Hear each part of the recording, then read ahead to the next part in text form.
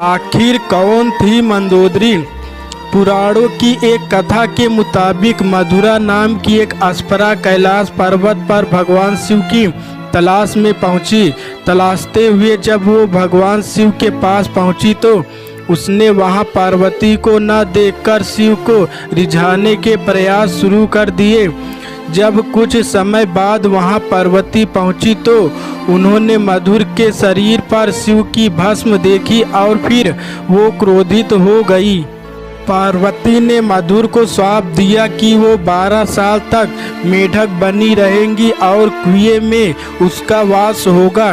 मधुर को अपनी गलती की कीमत चुकानी पड़ी और असहाय कष्ट का जीवन शुरू हो गया। इस तरह मधुर से मंदोदरी बनी।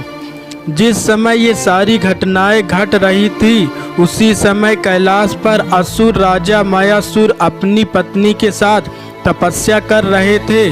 दोनों एक बेटी की कामना के लिए तपस्या कर रहे थे।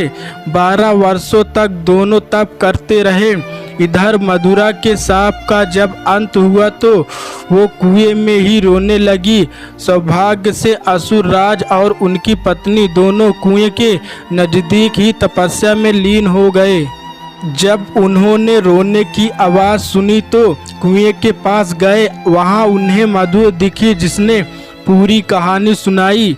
असुरराज ने तपस्या छोड़कर मधुर को ही अपनी बेटी मान लिया। मधुरा का नाम बदलकर मंदोदरी कर दिया गया। महल का जीवन और रावण से मुलाकात। असुरराज के महल में मंदोदरी को राजकुमारी का जीवन मिला। वो अपनी नई जिंदगी में बेहद खुश थी, लेकिन इसी बीच उसकी जिंदगी में रावण की एंट्री हुई।